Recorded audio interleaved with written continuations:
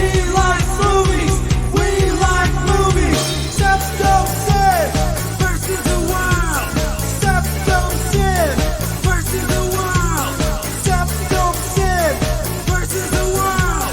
SeptumSin versus the world. Well, greetings everyone, and welcome to another episode of SeptumSin versus the world. I am SeptumSin. I'm with Kodabuki Jake over here.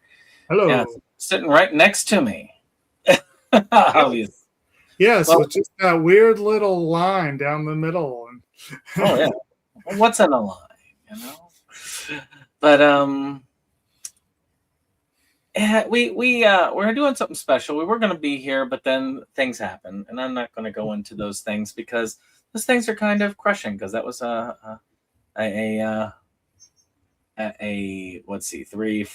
four-digit experience that I got, and I don't like those experiences very much. But let's talk about another four-digit experience that I got, which would be GalaxyCon, that we went to.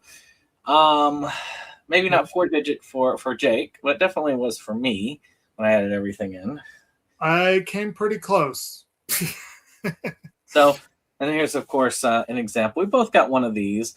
You Yeah. can pick this up at the info desk. I think if you got your registration, you did it like right then and there at the front. You just got it there. Yeah. And essentially, GalaxyCon is a big con in Richmond. Jake's been more than once, so he is the GalaxyCon master. Well, this is only my second time, Well, so you know. Comparatively, Yeah. I am the GalaxyCon newbie. Theoretically, I have been at cons before, but I have not. What's the word? I have not been to GalaxyCon before, nor have I been to a con that size before. Right. So that is there. Let me see something here. I'm just Yeah, the trying to- anime con you guys went to before was not quite on that level. God, nowhere near. Yeah. I remember years ago they used to have a Comic-Con in downtown Richmond that I went to 3 or 4 times. It was not remotely on this scale. Like not even, it was like a large room in a hotel or something. This was the entire Greater Richmond Convention Center and a couple of hotels nearby. One could say GalaxyCon kind of started like that. Yeah. So I mean, most of them do. I mean, Yeah. Gen Con was like that. That was like just a thing when original founder Gary Gygax helped put together so that people could just get together, play D&D together, and then it was gigantic now. I don't like crowds. So, That is yeah. an aspect of GalaxyCon is the gaming rooms, but Yes. I did not do those. I didn't get a chance to. Yeah. But I have, so there's a couple of parts of this. I think one of the things that I want to do is just talk about the experiences that we each have kind of in order and show off the things we picked up as we got them, which we both went, but we were in different places for most of it. For a pretty good chunk of it. Yeah. So we can definitely, but I figure we can work together and we can tell a whole story by doing that narrative. Then at the end, I think it's good to come back and just talk about some of the positive and negative experiences we had at GalaxyCon. Yeah. So there are some of you, if you are watching, because I told some of y'all about my channel, some of the vendors, I did not get every card from a vendor. So I may not have your stuff shown off, but if I did have a card, I will show it off and I'll talk about it. If I didn't, I will still show the video of the vendor that I got, because I got at least video of most vendors. Apologies, I didn't even think about that, but because most of these people have their stuff. Like there's a rubber duck vendor, for instance, and I'll talk about them a little bit later. I didn't get anything from them because they had cash only, and I didn't have any cash left. So let's talk about this. So I started because I got there first. I was told that you need to show up as early as humanly possible. And I knew this, and yet I did not. So I did get my badge pre, and I need to go pick up my Kevin Smith badge. Why don't you do a quick story real quick and tell people your experience from last year, any of your takeaways from last year that preparing you for this year. I've considered going to this for a couple of years running. And last year, a friend of mine from work and a friend of mine that I know through work, a regular at the business, well, she came in and asked, "Hey, are y'all coming?" And the one friend said, "Oh yeah, we're going." A few of my colleagues were going together, and I was like, I was thinking about it. Let's do it. Those of you who watch the channel know that I have been struggling for a while with justifying, if you will, going so hard on my love for movies and comics and all that stuff, because it really gets into consumerism, and I'm really having issues with that nowadays. But it's good to just have a me day now and then. So I decided last year I would splurge, and I had so much fun. I decided to do it again this year. Last year I went in with no real agenda.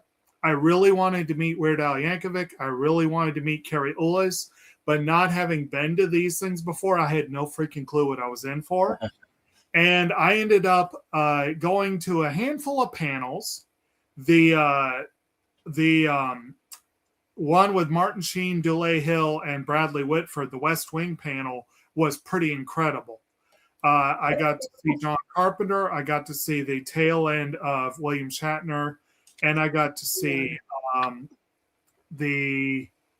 feel like there was one more, and I'm feeling very silly for drawing a blank all of a sudden.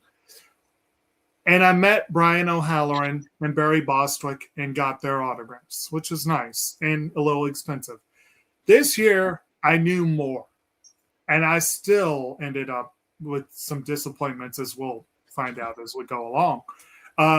My colleagues that went last year went again this year, and I kept running into them as the day went on, which was kind of cool. So I went alone, but there were lots of people there, so I kept running into people I knew, which was kind of fun.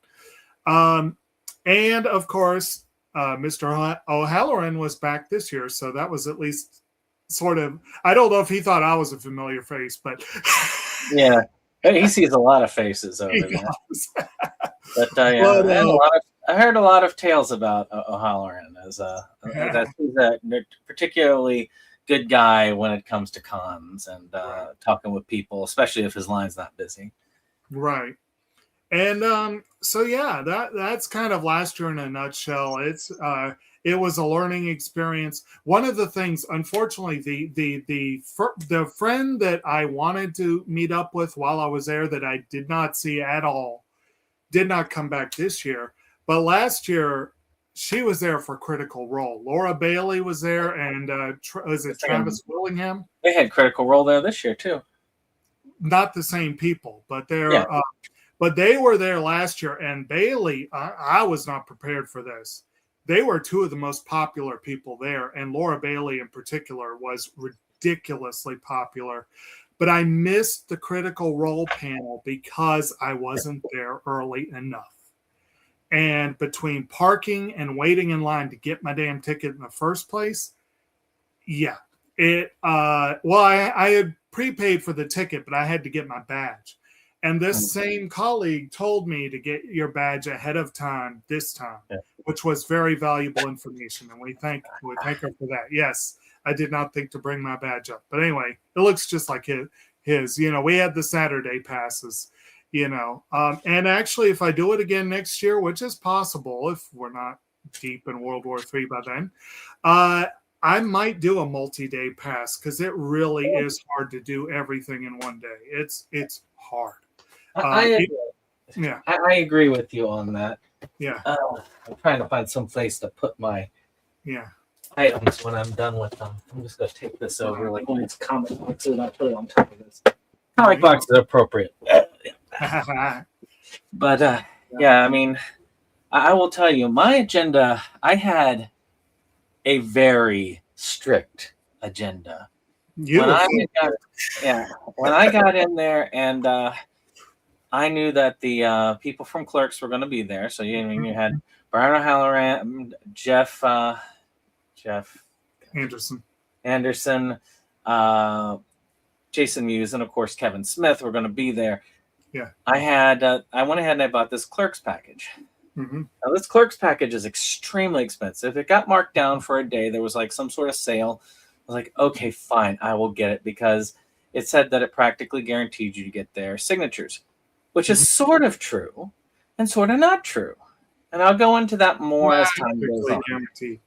Yes. And but you would get there with the purchases already done. Mm-hmm. And I'll talk about the ins and outs of that horror show in a minute. Yeah, we both have some. But with it, you got like premiere access to the Kevin Smith one. There was another talk that they had scheduled that was also included in the Clerks one, but they canceled it. And because there were 3 originally. I had when I was originally signing up for it, there was the Clerks panel, of course, but that was open to everybody. Right. There was no VIP there, and it wasn't pay for. You just walk in. Then there was another one, and I can't remember what that one was, but it was Clerks related, and it involved Kevin Smith. And then the first one did not involve Kevin Smith. The last one, which was Silent Bob Speaks, which was the Q&A with Kevin Smith. And with that, I didn't realize that there was one aspect of it that I had access to that I did not realize because I didn't read the fine print, but it did help me out tremendously. And I'll talk about that as well. But so I picked up that nice little badge here at a tattoo place in the mall, as you do. And then I asked about the Clerks package, and they said, and everybody was like, "What's a Clerks package? What?" And I showed them the little like QR code. And they scanned it, and it's like, "What's this? What?" I got that a lot, by the way. You were asking at River City Tattoo about it? Yeah, and they said to me, like, you're probably going to just have to go to the regular registration desk to get. It's like, oh, lovely. So I went all the way out here to get this, and I still have to wait in line for the registration. Well, I can tell you from last year, you saved yourself a crap ton of time in that main line because yeah. But they could have been a little clearer. I asked as well. I asked River City because I didn't buy the full package, but I bought the priority seating for Silent Bob Speaks. Yeah. And I asked, I was like, do I get this here too? And they're like, oh, no, you take care of that at the show. And I was like, okay. And then I got there and I got different answers about who to talk to when and where until finally finding out, oh, they just scanned the QR code right then, right before the show. But people were a little unclear about that. So, yeah. So I guess I start off in this one because I arrived first. Because I was told that you arrive early. And I was like, okay. So originally I was like, okay, they don't open up until 10. So I need to arrive there by 9. But then I heard registration was at 9, which means I want to arrive at least an hour early, which means I need to be there by 8. Now, I wasn't quite so happy to be there by 8 because, I don't get to sleep in very many days. Right. But I was like, okay, fine. When I got my Einstein's bagels, ate that, drank the coffee on the way over there. Nice and happy with that. And then I got to the con line, and I got to the main parking deck that they told me to, and I got one of the last 3 spots on the parking deck. I was like, not even the hotel parking deck. So that was $8 right there, initial cost, other than the tickets, and this massive thing, which, like I said, I got on the sale, but it was still very high, very high. I get down, and of course, the line is still wrapped around and wrapped around. Apparently, I was told the line already stretched a good portion down the lane at 5 in the morning is when they started lining up. 5? That's like, damn. 5 in the morning? What the hell, man? And it's like, I don't like it that much. So I was a little bit perturbed. I got some video of that, and that's going to roll in here. until 9 o'clock when they did open the doors. And then they had people going down the lines like, you got a badge, you need to move immediately to this side. They wouldn't hear anything from me, any questions from me, move to that side. You got the badge, you move to that side. I'm like, but this other guy told me to pick it up at registration. And I talked to one of the other people walking down, and they said, oh, that? Well, yeah, what you'll do is when you're getting your autographs, you ask them about it. I am glad I didn't listen to them. I immediately decided, you know what, there's got to be an info desk here somewhere. Everybody's walking around with these like paper things, these things here. I want one of these. I want my souvenir, my souvenir big paper thing. And it's a lot easier because the internet was a little bit shaky out in the hall, and it got worse as we go. So it was a lot harder to look at what you wanted to do. So then I walked around, I found the info desk, and they gave me an envelope which had all these little tickets. That, by the way, was a hard lesson I learned last year. I did not consult my guide as often last year. I was trying to use my phone. Not a good idea.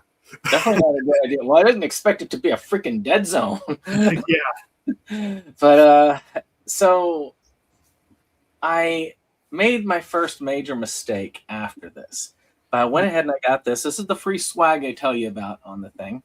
Ooh, free swag. It's you got your little fast pass that you put on there. Clerk's fast pass. I got a little Clerk's lanyard with it. Yeah. I may reuse this Clerk's lanyard if I need something, to do, because it's cool. Yeah.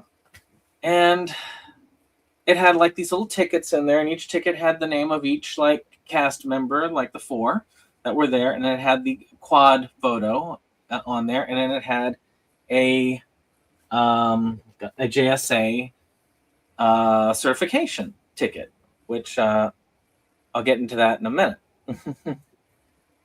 So, and of course, this is all, by the way, before Jake even got there. Yeah, So I think I arrived around 9:45, I think. And I was just sitting around for a little bit, just kind of like, because there was still some free seating and stuff like that I could sit, which is good because sitting was something I was very envious of later. And I was just looking, I was like, oh, this is a cool thing. I want to go to that. I want to go to that. I ticked it all off, and I put it in the little online reminder thing because the internet was still functioning somewhat then. Then I getting ready to go in. This is my first pickup, and I see this really cool booth. They're called MM Merch Moguls. This is their thing there. I'm gonna hold it up, see if I can get. There you go. You can click on that if you want the little thing there. You can zoom into it. If you like it. Now, they do a lot of cool metal work, and that was just outside the exhibition hall. Right. And they had these really cool items. They were pretty cheap, and I thought they were cool. So I got 2 for me and then 1 for Kim, because I wanted Kim to be able to get it. So, I mean, they're these little, like, money-looking things. So let me look at that. Isn't that cool? They do all of the metal work themselves. And, of course, it's that back there that's got this little Friends thing, but with the horror characters. See, I got one here that was just really cool, recreation of the golden ticket from Willy Wonka. It's even got the same back that they had for it with the wording that they had, which was really cool from the movie. And then this one here, because I like King of the Hill, and I just thought this was cute. I mean, that's just really cool. I really liked them. They were really neat. They had some big like metal posters and stuff like that. I just don't have anywhere to hang them. But these were cute. I could probably put these on like a little frame and then hang them somewhere in the house in just like a little place, And so this was a really cool little pickup that I got first thing. I still had a decent amount of money on me at the time, so it wasn't a big deal. I think it cost me like $15 for the whole. That wasn't bad. And then I walked in, and I think I got a text from you saying, I'm almost there. I'm on my way. No, my text was basically I use our local thoroughfare. One of them is Powhite Parkway. There was an accident right in front of a work zone. And because of that, there was a bottleneck. And so I was texting, I was like, if you haven't left yet, you might want to avoid Poite. And you're like, oh, I'm already here. I was there already. I was running later than I intended to. I thought I was going to be there a half hour earlier than I was. Yeah, you know, the main thing was last year I missed the Critical Role one. Last year was at 11. This year there was a flash panel at 11, and I was like, I'm freaking going to that. So I made it. And that was the most important thing. But Okay, hold on. okay. Well,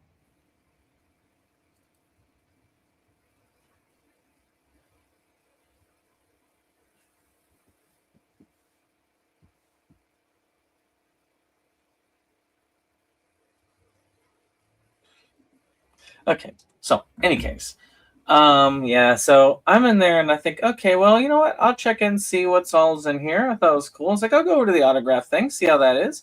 Mhm. And oh my God, it was busy. Yeah. And Kevin Smith's line was already capped.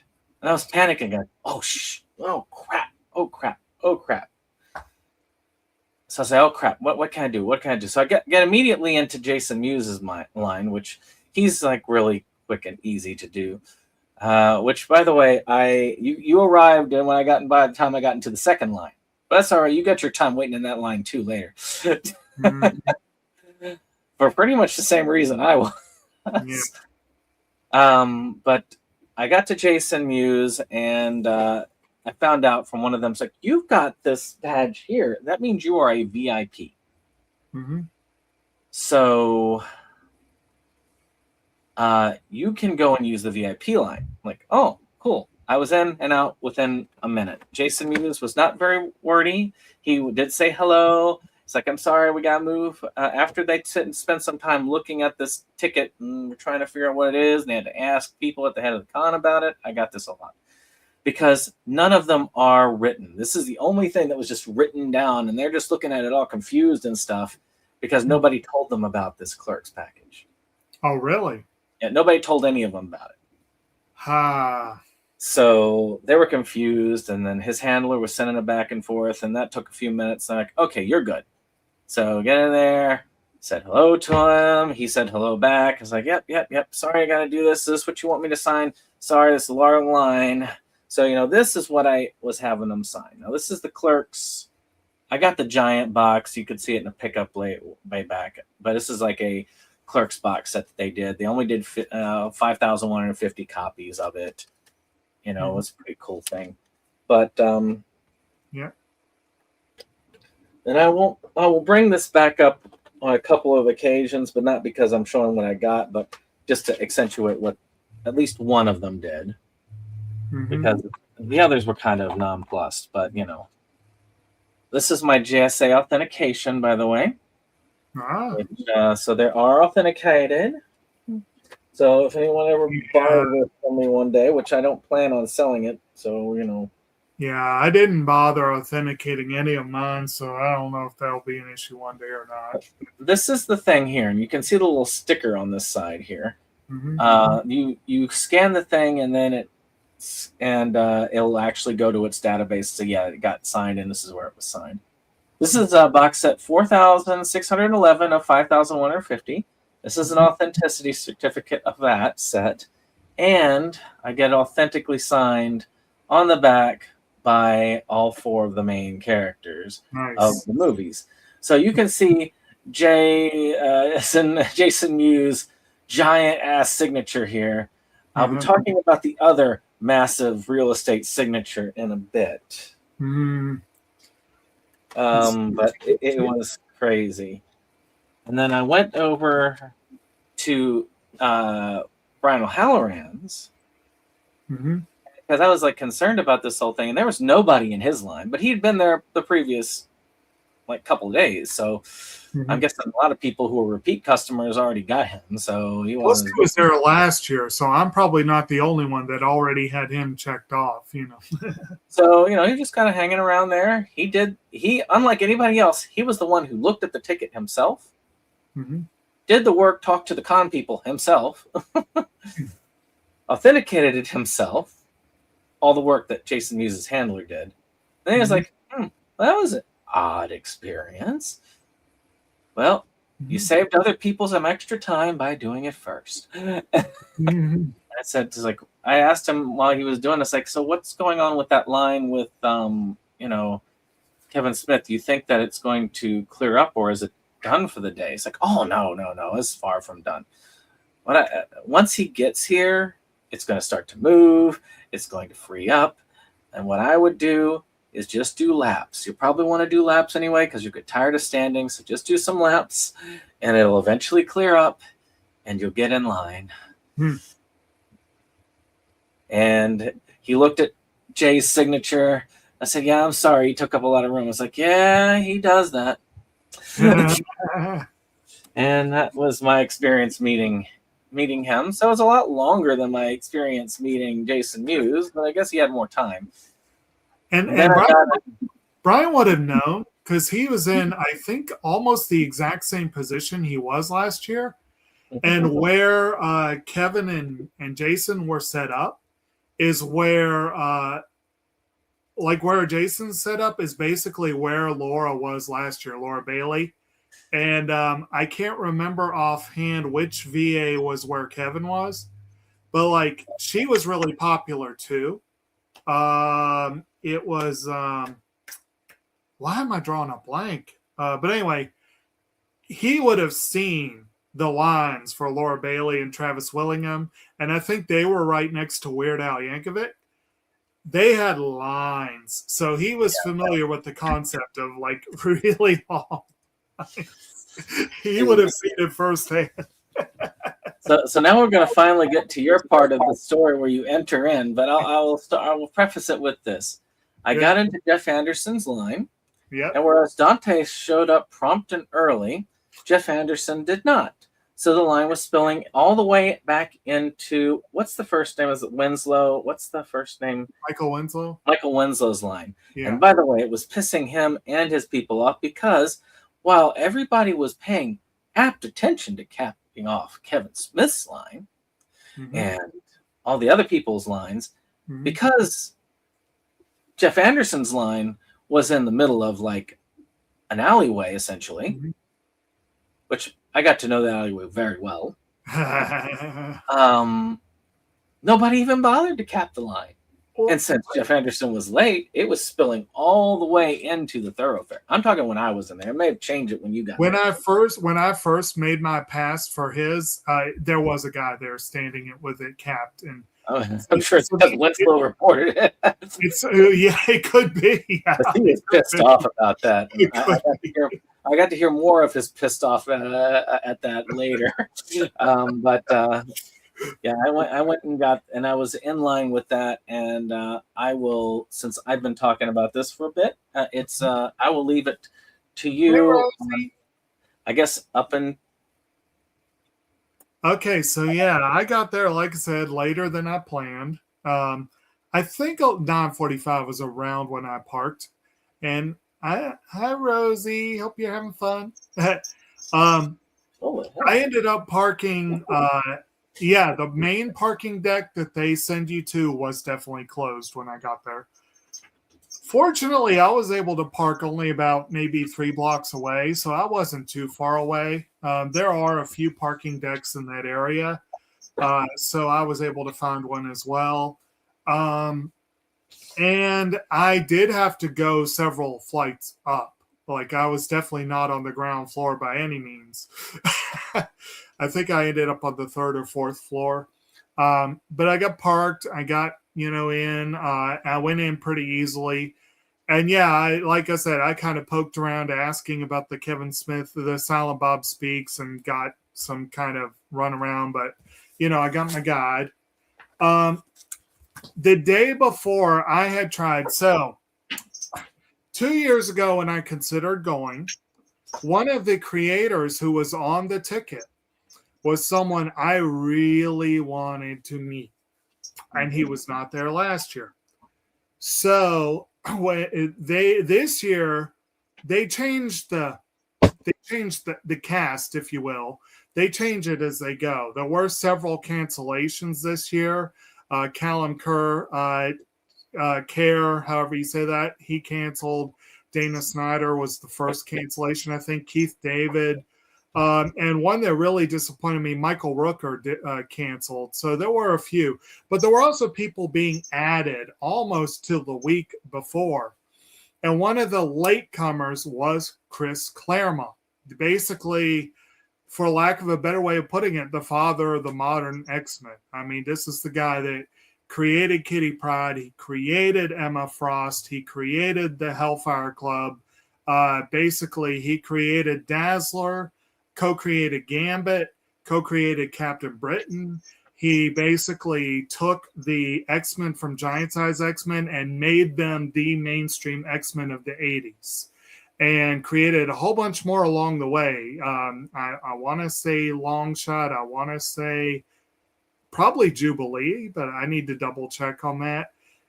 He basically, when I talked with him, he very much took credit for Ileana Rasputin, even though technically she showed up in Giant Size X-Men #1. But anyway, and in addition to Uncanny X-Men, he was the chief writer with Alan Davis on the first, I think it was 60-odd episodes of issues of Excalibur, which was one of my favorite. I know I'm weird. Not everyone even knew what Excalibur was. I loved it. It was, and it's no accident that Kitty Pryde, Kurt Wagner, and Megan Pusno are 5 of my favorite X-Men characters, 5 of my favorite Marvel characters. They were part of the founding members of Excalibur, So when I found out Claremont was going to be there again this year, I wanted to bring something for him. And to my eternal shame, and I hate this so much, I killed my copy of Uncanny X-Men 129. It's ruined. I killed it with kindness. Let's put it that way. Because there are ways you can store comics and ways you can't. And I found out one of the ways you can't. And I did not really plan to meet the creators this time around. I was thinking movies. I was thinking television. And there were a few I wanted to meet. Robbie Rodriguez, the co-creator of Ghost Spider, Gwen, Spider-Gwen. Fabian Nicieza, of course, is behind Deadpool and Domino and Copycat. I saw them, but I didn't really come prepared. About 24 hours before, I decided to be prepared for Chris Claremont. Yeah, there you go. This is what I would have brought. I was trying really hard to find the reprint of the Dark Phoenix saga. I could not find it. The reprint starts with Uncanny 129 and goes through one of the most iconic stories in comic history. I could not find it, and I was told it's actually out of print the day of the convention. I found Days of Future Past, but it just didn't really, it wasn't the thing I wanted. I would have also accepted God Loves, Man Kills. At the end of the day, I ended up finding there are several comic vendors there. And I found one that was not super. I found a copy of Uncanny 130, the first appearance of Dazzler, which would have been awesome. But they wanted $200 for it. And I was like, yeah, I'm not doing that. I'll come back to you. It was potential, but I was going to come back. I ended up getting some that was $15, a little more affordable. Yeah. But I found a copy of the Excalibur Annual. Not the most fancy thing in the world, but And I was like, you know what? He might appreciate someone actually coming to the table with Excalibur, because everyone's going to be bringing X-Men and Wolverine, And incidentally, he was also one of the chief people on the Wolverine series. And then 2 people in front of me, someone presented Excalibur #1. And I showed her mine. I was like, I thought I was going to be the only one with this title. But I did show him Excalibur Annual and got his signature. That's Chris Claremont's signature right there at the top. I had a good chat with him. Of course, I started off with Kitty Pryde is my favorite character, which if this had been 20 years ago, he probably would have appreciated it more. But now I feel like she has become much more mainstream. I loved her before she was cool. Let's put it that way. Kitty, and then I got to talking to him about some of these different ones. And I talked with him a little bit about the history of, I know that, all these characters were introduced in Giant Size X-Men, Dave Cockrum and Len Wein, but you kind of took them. And he's like, and I was like, I know, Nightcrawlers by those guys. And he's like, no, he was all Dave, which I've heard that. I've heard that Dave Cockrum had sole credit for Nightcrawler, but Len Wein shares the credit. But it was kind of cool hearing Chris Claremont, of all people, putting some credence to that rumor. And I talked with him a little bit about, he's like, I was like, I loved Excalibur. And he's like, I did too when I was working with Alan. And I was like, oh, you mean Alan Davis? And he's like, yeah. And I was like, and he co-created Megan, right? And he's like, yep. And I was like, and did he do Captain Britain? And he's like, no, that was me. So I stepped on his toes a couple of times. Apparently, he is very protective of the characters he's come up with. And he is I'm going to say Chris Claremont is not the most humble person I met that day. But again, the man deserves a great deal of credit for really shaping what I got into in fiction and whatever, because the X-Men were huge on me, and Claremont's run on the X-Men was huge. His run on Excalibur was huge. So getting to meet him, get his autograph, that was awesome. And also, I did get a selfie. I think Brandon said we might try to put some pictures in here. I did not want to pay for selfies, but he wasn't charging, so I was like, sure, I'm going to do it. Show off a selfie if you got it. Yeah. And hopefully I'll get it when you come over. I can take it off the phone. I'll just put it up here. Yeah, the person in front of me asked for me to hold the camera for her, and I was like, fine, if you hold it for me. So that worked out. Like I said, it was a good little chat. And between the wait in line and the chat, that mostly burned up my first hour before the Flash panel. Now, here's a weird irony. The Flash panel they had Grant Gustin, who played the Flash on the CW series. They had Tom Cavanaugh, who played Harrison Wells, a.k.a. Reverse Flash, a.k.a. every alternate universe version on the Council of Wellses. You also had Carlos Valdez, who did Cisco Ramon, a.k.a. Vibe. You had Danielle Pennebaker, who did Caitlin Snow, a.k.a. Killer Frost. And John Wesley Shipp, the guy who played the Flash in the 90s, who played Henry Allen and later Jay Garrick in the Arrowverse. So that's a big chunk of the Flash right there. And that was that along with the Clerks thing was one of my big things. But here's the irony. 3 of those 5 play speedsters in the show. And it was the first panel of the day on the main stage.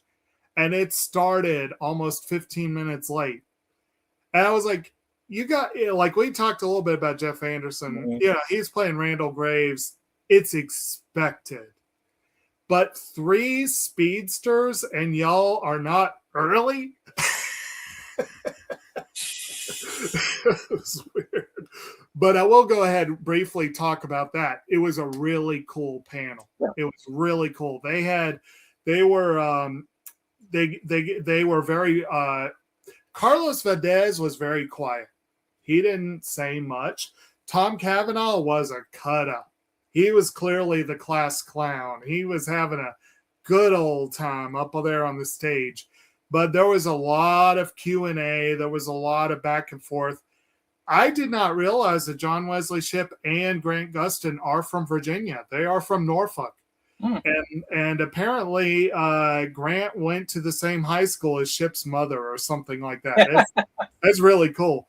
But one of the guys in the audience, as soon as he came up to the mic, is this old guy. He came up to the mic and Grant just like was so excited, and everyone else got excited for him. Apparently, they had met this guy the day before, and they went into this whole story where supposedly Grant Gustin's and Brandon, I'm kind of glad you showed off that golden ticket because that's kind of cool. Apparently, Grant Gustin's first starring role was a local community production of Charlie and the Chocolate Factory, where he played Charlie Bucket. And this guy in the audience played Grandpa Joe in that production. And so it was like a reunion for them, apparently. And it was really cool seeing that in play. And it was a lot of fun. And they had a little bit of a back and forth. That's where I think that was where I found out about him coming from Norfolk and all that stuff. So that was pretty cool. That was a really cool panel to I didn't get to do a lot of panels this time, but I'm really glad I got to do that one. I went, and they passed by me. I went to lunch right after that. They walked literally right by me on their way back to the convention hall. So I'll pick up right after the panel for you and I won't be long. Well, I was just going to say, I just went to lunch and then, then I have a story after that, but you go ahead. Yeah. Because once I'm finished with mine, my story doesn't continue until like 2:30 after that. So you just keep going with whatever you did up until 2:30 after I finished with this part. So I found out that cons are about crowds and waiting in line. Lots of waiting in line. Yep. So I got to wait in line. And I got to know some fun people there, which, by the way, because we were all Clerks fans, we saw each other in all the lines pretty much. So I saw them again and again and again. And that was kind of cool. And we had good conversation in the line. It was a nice conversation considering we waited in line for friggin' forever. And we were talking about things. They were talking about things like, oh yeah, he does this all the time. It's just like the movie where Brian O'Halloran always gets there on time and is all business. He gets there and he always pulls some sort of stunt when he comes in. He does the whole Randall thing, plays it up. They said one year he even got in line behind the people, waited for 5 minutes before tapping the guy that was in front of him on the shoulder, say, "Hey, who's this asshole you're waiting on?" And eventually, then of course walks up there to start doing the signatures. And people were very nice. That was one thing I learned pretty easily. And I had some pretty cool things. There was this one that had this one woman who kept winning the costume show over and over again. And they were from I think Pennsylvania, came all the way down. And she had this like totally like homemade outfit. It was a Disney outfit, and it had like the little rat. And I think it was a Cinderella outfit. When she was in her like work clothes, and she had like homemade rat and stuff in there. And I thought that was so cute. I got to basically talk to her and her husband a long time. I know exactly who you're talking about because I sat next to her at one of the panels, and she ended up winning the big competition this year. Well, she apparently is very used to doing that. Yeah. So I got that. I talked to a guy who was in a shipwreck outfit, had a parrot quilted by his wife. We had long conversations because we were sitting there, and then they said, "Oh, you got that VIP badge? You know where you could get in the VIP line?" It's like, no, that's pretty well overrun by this blob of a crowd that's here, and I don't want to get out in the middle of the thoroughfare. That highway's already clogged enough as it is. So we just kind of sat there. It's like, besides, we all got here at the same time. Might as well just sit here. And as time went on, they even let me say, because I asked them about the Kevin Smith, like, so, oh, there is a VIP. I was like, really? Because that was probably covered by the sheer number of people over it. But they said, no, go on out, take a look at it. Don't worry. You've been here a long time. Trust me. We know because we've been here a long time. None of us are going to begrudge you getting back in line for just looking. So I took a leap of faith and went, and I did mark the VIP line for Kevin Smith. Took me a few minutes to find it. I had to ask the person capping the line where it was. That's over here, but it's closed. No, I just want to know where it is. Should have come back later. So I went back, and of course they were like, "Yeah, so you found it?" I was like, "Yeah, I did." And then when he got there, he actually took a piece of gum, wrapped it in a wrapper, and just tossed it. And some dude just caught the gum right out of the air. Says, "Do I want a free autograph by doing that?" He's like, "Well, you win something." And they all says, like, "No, you're a VIP. Go over to the VIP area." And they got me, so they helped me get around the big baby carriage that was blocking the way and into the VIP line. So I got pretty quick. I told him this was pretty much my first real big con. He's like, so he's trying to figure out like what to write. And he started to write this, "I don't something you rose," and I don't know your rose. I don't something your rose. What was that quote? Do you know it? I don't appreciate your ruse. A ruse? Okay, that's it. I don't appreciate your ruse. Yeah. He started writing that, but then when he heard me say that, he's like, wait, no, I got something else I got to write. So he had to write, "I was your first." Right. On there. He's like, "I was your first." Yeah. Like, "Yes, I know they signed before me, but they didn't sign before me. You understand?" Like, better not tell anybody that. So I had to show that again because I thought that was, an entertaining story about him. Yeah. And he was fun to talk to for the brief minutes I talked to him. Mm-hmm. So he also looked at Jay's signature, and he couldn't help commenting on it. It's like, man, he really does exude that main character energy, doesn't he? Mm-hmm. Right. As a matter of fact, the only person that did not comment on that signature was Kevin Smith. He was busy talking about other things, but that one's a much later rant. So after that, I checked out the Kevin Smith line, still capped. But Kevin Smith, by the way, had gotten there like almost a full hour before he did. And you could tell because there was this huge cheer from the crowd over there. Right. Because I'm guessing Kevin Smith had peeked his head out and was like, because he likes to be a showman in that way. And people were really excited about that. And so we got to wait for Jeff Anderson while people were moving for Kevin Smith. Mm-hmm. But while that was happening, he's like, "You know what? I came here maybe to get one more autograph. And because I'd seen Bobcat Goldthwait, and I really, really liked Hot to Trot as a kid. And I was like, you know what? I should bring it just in case." So I put it in my backpack. Mm-hmm. And since I had the time while I was walking in circles, Mm-hmm. I went ahead and I said, you know what? I got the cash in my wallet. So I went ahead and I got it signed. Mm-hmm. And he had said to me, he's like, "Oh, Hot to Trot. There's one I don't see every day." And I said, "Yeah, probably not." Mm-hmm. And it's like, "Yeah, when I was a kid, I used to watch it so often I would watch it to go to sleep at night." So yeah, that movie puts me to sleep too. Okay, well, I will just take that with a grain of salt and move on. And and he was nice enough. I actually got a selfie with him, which I'll show here. Because I thought, yeah, I'll get the combo. They were offering a pretty decent deal on the combo because nobody was in line. Mm-hmm. And he was one of those. Him and Gutenberg were in and out. They were not present very often. I guess like Jeff Anderson, he was also in and out a lot. Yeah.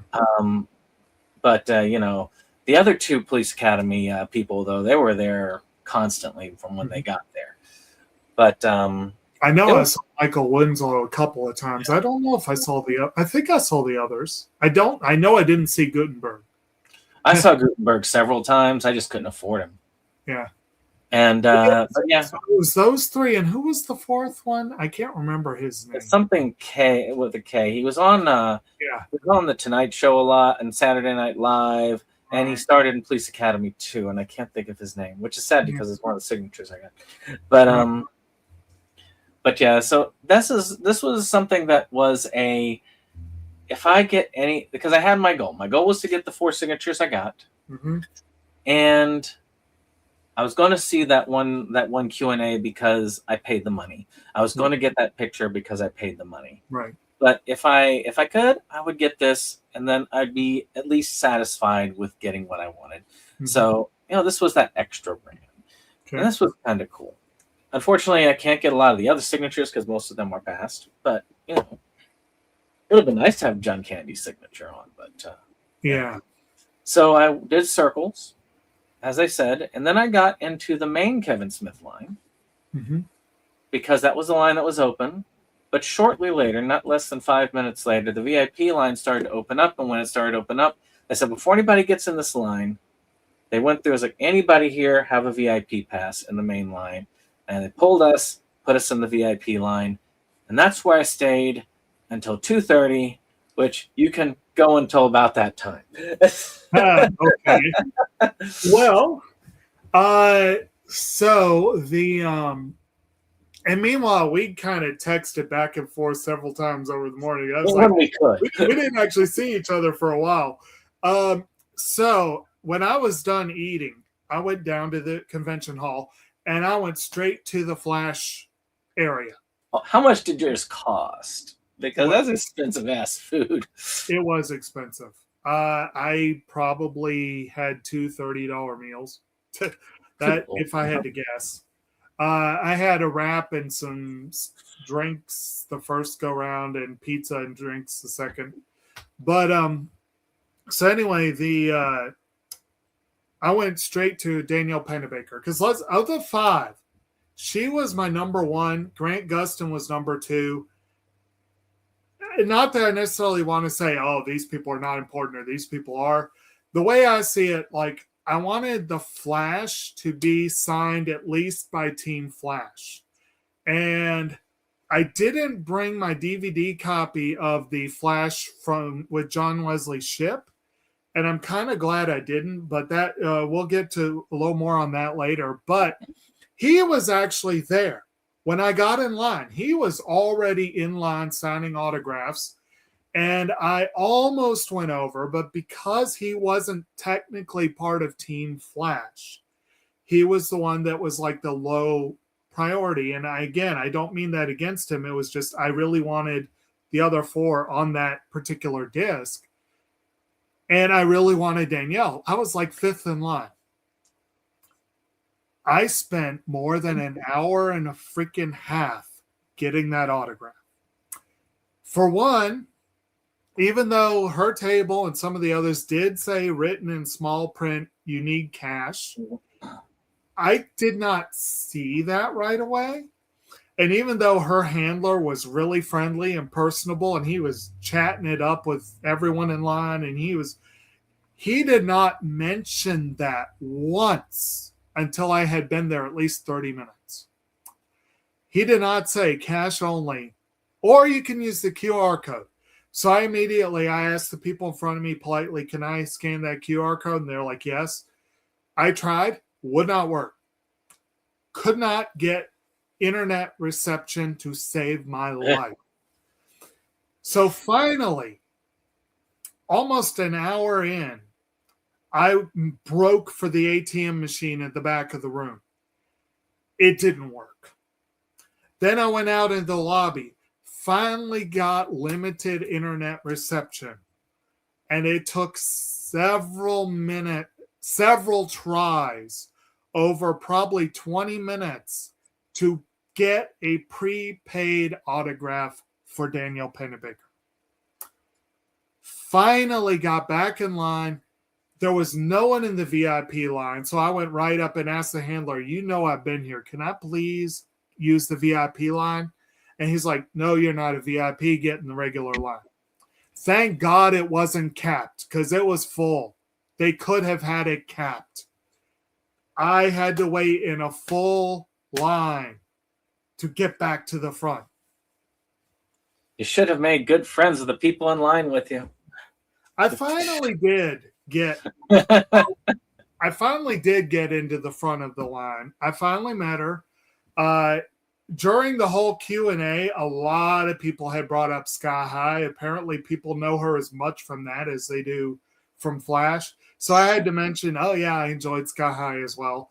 It was a nice meeting. And, okay, so I'm going to go ahead and do a pickup as well. As I have said a few times on this channel, I am trying to reduce the size of my collection and condense things. Unfortunately, the Flash Complete series is DVD sized, even though it's a freaking Blu-ray set. I don't know why. That's still better than getting it in individual It's season. still much less space individually. And I took with me set one, which weirdly enough, these are pictures from late in the series. So I don't know what they were thinking with that. But anyway, and there we have right there in the corner, Danielle Panabaker right next to Killer Frost. So very cool there. So after all that frustration, once I got that done, I was like, I'm done with this area for right now. I went back out and I went looking for an ATM, and I found one near the entrance, way far away from the exhibit hall, and managed to get some cash. Went back in to do a quick pass and see what I could find. Found almost no one in Jason Mewes' line. So I went on over there. Oh, we did see each other briefly while I was in the Kevin Smith line. Yeah, I haven't gotten to that yet. So I already had from last year, there's Brian O'Halloran's signature from last year. But now I get to add, Jason Mewes, and he wrote Snooch, or Nooch, rather. I got the whole Snoochie Boochies. Of course, it's this guy here, the Clerk's X.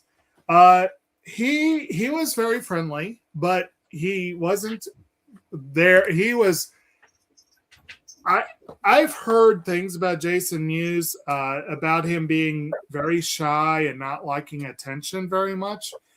And apparently he's gotten a lot better about it over the years, but I feel like he must have been feeling that because he very quickly, first of all, he had very short curly hair, which he looked nothing like Jay. But the guy right in front of me, he mugged with a selfie. He did a selfie and mugged. And I was like, okay, yeah, it's Jay. There's no question. And I mentioned to him, I'm like, you look so different with the hair. And he's like, yeah, this other guy came up and said, he pointed at his handler. He thought he was Jay. And he's like, and I went to sign the poster and he's like, dude, what are you doing? But then he told that little story, but then he's like, I got to go do an interview and I'll, so he bolted. But I did get to meet him briefly and did get the autograph. And then, yes, I did see you waiting in line. And I was like, oh, hey, there you are. And I'm very glad I did because I'll be honest, I goofed big. I had and you might be right. I think there was a third thing that was mentioned that I'd forgotten. There was a third thing. I had kind of assumed that the Silent Bob Speaks was a full Clerks panel. I don't know why I assumed that. Maybe because that missing one was. Mm-hmm. But I thought that the other one, which was supposed to be Brian O'Halloran, Jeff Anderson, and Jason Mewes, was just like an alternate panel. I'm really glad I went to that because I would not have gotten to see them otherwise in that setting. But I'll be honest, you reminded me because I had I had to miss it because I was in line. I had kind of forgotten about that. And I was like, oh, yeah, you're right. Yeah, let me go to that. Because the thing is, I was thinking about being in the exhibit hall until 3:15 because they had B.D. Wong, Wayne Knight, Ariana Richards, and Joseph Mazzello doing a Jurassic Park panel. Right after that was an Edgar Wright panel.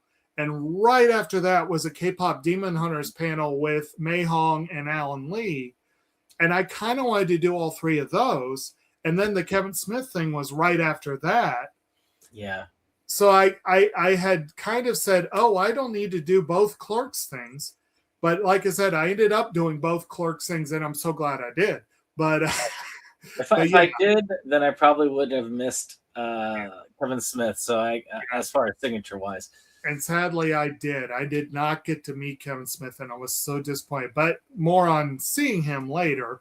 But I guess you want to do yours, and then I'll talk about that actual panel. Yeah. So the line experience was interesting. I ran into quite a few characters. including the people who did this. Now, these are like Star Rebels Wars. Nice. Now, they do these little cards for their little robots, and they do. I don't know if you saw one of these wandering through, I don't but think I did, no. they created, and they had a store apparently upstairs. They created life-sized replicas of the droids that you could remote control. And they had this one wandering around with them and performing while they were in line to see Kevin Smith. Huh. So I got to see a lot of this one. I got to hear a lot from different people because the line kind of snaked back and forth. So you would get to see different people, and it was sort of like, okay, the line moved. Okay, these are the people we talk to now. Mm-hmm. And that was what we were doing because most of us didn't like crowds. We had that in common. Mm-hmm. And most of us were all here with a single-minded purpose. And so we all kind of conversed. I managed to hold it because I was smart after the whole experience with Jeff Anderson. Right. Like, I am using the bathroom Mm-hmm. first Mm-hmm. because I do not want to have to do this while I'm in line. Now, I still had to go by the time I was at the end of the line because I waited a long time. I got in line at 12:22. And I don't think security would have appreciated it if you tried to use the bathroom while you were in line. And then I got to the end of the line at 2:30. Now, but apparently the line was way longer on the regular line. Apparently, one person said, "Yeah, I waited 5 hours." I'm like, Yeah. So yes, the VIP line did still take a very long time, Mm-hmm. but not as long as the regular line. Mm-hmm. But it was interesting. I mean, I am sad I missed because, like, okay, there's another panel. There's another thing I wanted to do. All right. And I couldn't talk to anybody outside of the line because the internet was dead for me. I couldn't even get text messages where I was at. Yeah. Because it literally gave me 0 bars at that point. It gave me the option of using the satellite. It's like, no, I ain't paying $1,000 phone bill at the end of this month. Right. So I just kind of waited in line. Now Kim was texting me and like saying, "Why aren't you responding to me?" And I was trying to respond, but the texts weren't going through. It was just that way. And I was not leaving the line. Yeah. I mean, one guy did leave the line to use the restroom, and everybody was nice enough to let him back in to his spot in line. He was the guy like right in front of me. And I was like, yeah, dude, I don't care. I'll let you back in. I don't think anybody here is going to begrudge you. There might be people who will begrudge you for leaving and coming back. But to use the restroom, I would like to think we could all help each other in that sense. Right. So some of us did do that. But I did not. I waited until then. So I did finally get to the end of the line. And Kevin Smith stopped the line for a while to do an interview. Might have been the one that Jason Mewes went with too. Could be. But he did come back. And I still wonder, why is this line moving so slow? Well, then I finally got to Kevin Smith. And I understood somewhat why the line was moving slow. Mm-hmm. And it was really cool meeting him like that. It was. I had 2 actual personal interactions with Kevin Smith while I was there, and both of them were very positive. Because I've been kind of about Kevin Smith, especially since that whole debacle with Kilroy is here. I was like, is he like one of those crypto bros or something? But I did get his signature here, which was really cool. One thing I did not know about Kevin Smith at the time was that he is huggy. Very huggy. He gives a full-on hug to everybody in that line. Whether they want to hear. So I hear. Anyway, he hugged me. He was like, "Thank you so much for coming in here. I know you paid money to come in, and I'm really glad there to see you," and all that. And then I was like, "What do you got for me to sign today? What do you got for me to sign?" And they pulled this out, and they're like, "Oh, okay." And he looked at it, and he saw what it was, and he was like, "Oh my gosh, this is I was glad to get these things out. But I've never had one of these come to me for signature before. Wow. This is cool." He was like real stoked that he got to see one in the wild. He's like, I could see one in the wild finally. And nice. So he signed that. And then of course he's like, "So what do you do for a living?" Oh, and then I told him what I do, and he's like, "Oh, wow. So, what's your take on this crowd here? It's really crowded. I'm sure people are a little nervous." Was like, "Yeah, I don't think anybody with agoraphobia would like that." I was like, "No, probably not. They'd probably freak out at this thing."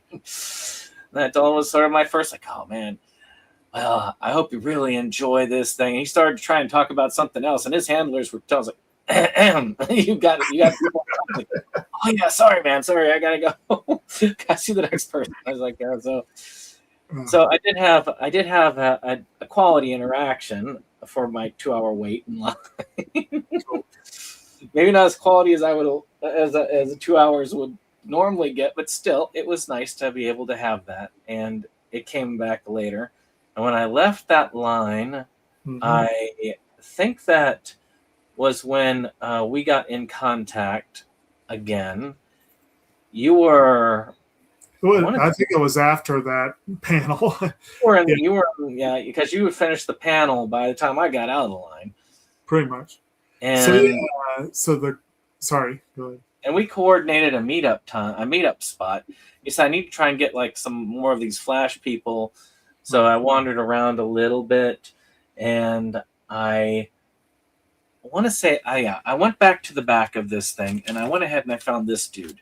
Now this dude is an artist, and I was kind of like, this guy's pretty cool. I'm not sure I need to buy anything from him though. And you can see this kind of eye. I thought it was like pretty cool. He likes scripted art and stuff like that. But then I found out he was from Roanoke, Virginia. And I was like, damn, I better support somebody like that. So I ended up buying this print, which was also marked half off. That's a pretty cool print, you know, with the eyes and so on. So it was a pretty cool print that I got from him. And I thought that was pretty cool. I'll probably frame it and hang it sometime in the future. Who knows when that is, but I will try to eventually.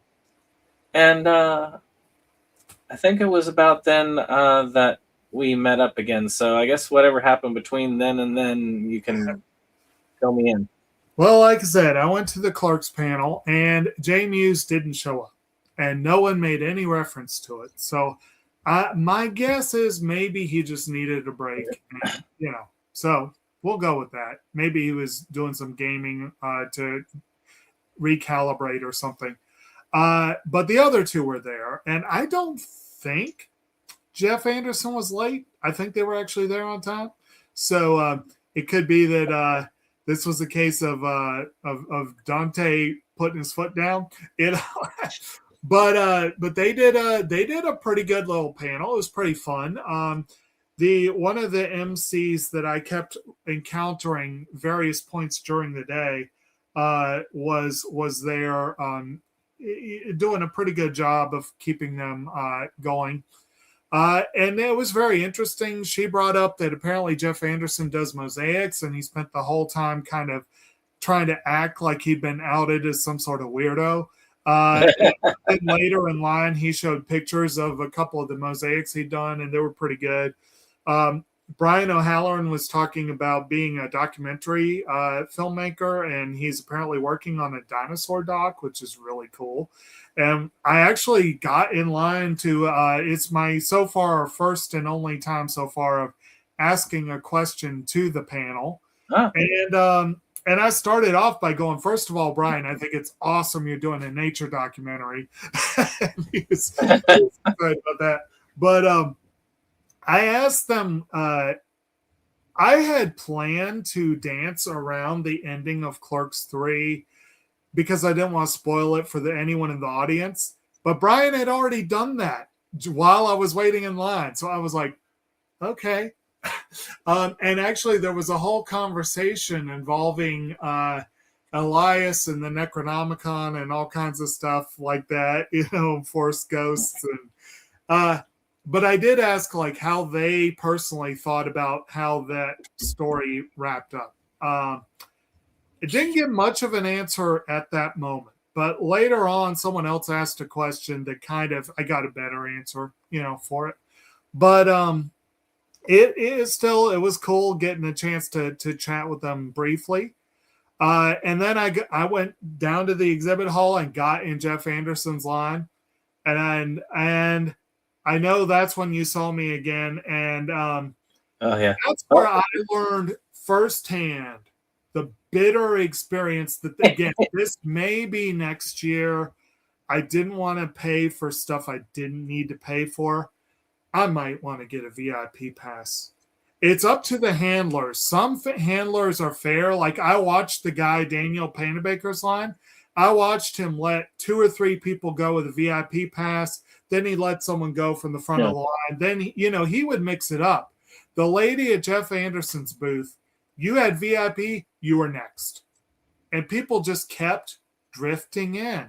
There was no line. People would just drift in. Oh, you're next. And when Brandon showed up again, I was like, I've been in this same spot more than 10 minutes. I was front of the line. I was front of the line. And at least 5, 6 people went beyond me while I was next in line. And I was kind of pissed by the time that the 3rd or 4th person who wasn't in line when I got there, Yeah. And I felt bad. I was going to wait with you, but you were already a good places, and I didn't want to make it look like I was cutting in front of somebody. And this was on top of Jeff Anderson being really, really late. Because like after that panel, Brian O'Halloran was there 8, 9 minutes later. And Jeff Anderson was probably 20 minutes after that. I'm spitballing times here. I don't really know for sure, but that seems like a reasonable. And when he finally showed up, everyone was in his line. That's partly because everyone who wanted to meet Brian O'Halloran had already had the opportunity. Most of the people who were coming up at that point on Brian's side wanted like combo selfies, like with the both of them. And that actually drew it a little longer too, because there were a lot of combo selfies, But I do know that they moved the line along in front of me because there was a guy right in front of me with a kid who was tired of waiting. And I think they wanted to move it along because they didn't want that kid to have to wait longer. But me, I could wait. So, of course, when I finally got that done, I got what currently is my 3rd. So, again, Brian O'Halloran had written, I'm 37. And when I showed that to Jeff, of course, he had to respond to it. I'm 38, 39, 40, 41, 42, 43, 44. A very Randall answer there. So now I do have, here, I do have this one. I still need Kevin Smith on there. I still need Marilyn Gigliotti and a couple of the others. Scott Moser would be like right away. It's Kevin Smith. Now get there in the morning, get right in line. Doesn't matter if you get the VIP, you get right in line. We should also mention, and I'm pretty sure I'm right about this, that was his only day there. Like everyone else was there for most of the weekend. He was there for one day. So I'll continue because while he was in line, I just wanted to show off what I did while he was in line, because this was a time period between 2:30 and 5, and 2:30. At 5 o'clock, I had to get in for the clerk's photo op. Right. So, the first thing I did is like, you know what? I'll get a couple more signatures. I have some cash left. I couldn't afford Steve Guttenberg because he raised his price later on because he was getting tired. Yeah. Oh. He went from like I don't remember what it was, and he's like, yeah, okay, now I'm charging $80 per signature because I'm tired. It's like, well, thanks. So I went to Winslow's at first, and I got his signature on this. I bought this because I wanted to get this for Kim. Because she talked about Winslow and a couple of the others, which I couldn't get to at the time. What was his name? Like the guy from Lethal Weapon. Danny Glover? Yeah, Danny Glover was there, but I couldn't catch him. I see him too, yeah. There was another one that was just too hard to get. And I was like, that was a really... I'm really sorry about the line spilling over from Jeff Anderson. Like, yeah, those people need to really get. And he was like, he went into it. He went to like a full on rant in front of me. nobody behind me, so he just felt like he had the chance to rant Wow. about that line. I was like, yeah, I'm sorry to see that. I mean, people really need to work on it. It's like, yeah, they will maintain those big name people over there. They're stars for so long, but they put us here in the corner, and then it's like the Wild West out here. And I'm like, I meant to mention earlier when I was waiting for Danielle Panabaker, she was 3 spots over from Grant Gustin. It was like her, Carlos, John, Grant, Tom. Every one of them had people in line. Grant had a ridiculous line. yeah, imagine. And the whole time I was standing there waiting for her, there was this one lady just, line is capped. Line capped till 2. If you're waiting for Grant Gustin, line is capped. If you're not, keep moving. She kept saying that, keep moving, because there were so many people. Yeah. And that's what he's talking about. So one thing that I think is interesting about this is I didn't notice this until we were sitting there having this conversation. Yeah. So look at his signature, right? Yeah. Ah, It's like a little drawing there. That he right. did. I did not notice that until just sitting there watching it on its side. And I got Jim Kaczynski, whatever his name is. He plays Kazarinsky, isn't it? Or something? Kazarinsky or something. I I think got it's him. He was like right next to it, and he had no line, and his fee was way cheaper than Gutenberg, and I had enough to do his. Yeah. And it was kind of funny because, of course, there was the guy who was in the dark helmet outfit that was like right in front that got in there, and I was like, okay, yeah, he is cool. But I was in the other guy's line, and this dude dressed as Ghost Rider with an actual smoke machine there, and both of them looked at that and were like, wow. With Kaczynski, he was basically like, I can't really take a selfie with you because my handler won't let it, but can I take your picture? And he was like, that's cool. And Winslow was like, nah, look, I'll tell you what. I want a selfie with you because that costume was freaking amazing. If you let me take that selfie with you for me, I will let you use your phone to take your selfie with me. So he was really cool about it because he was like, he wanted a picture with the Ghost Rider. And I don't think I have a picture of him, but I should have gotten a picture because that was just there. That guy impressed as he went by. But I also went around. I remember the dark helmet one where he was wearing the desert scrubs. Yeah, I did and I'll show a picture. I got a couple. So I went to this guy's booth, mm-hmm. and I went to multiple. Actually, I went to 3 different dice booths, and I'm going to talk about those real quick. So the first one I went to was Misty Mountain Gaming. Mm-hmm. Buy 3 get 1 on dice.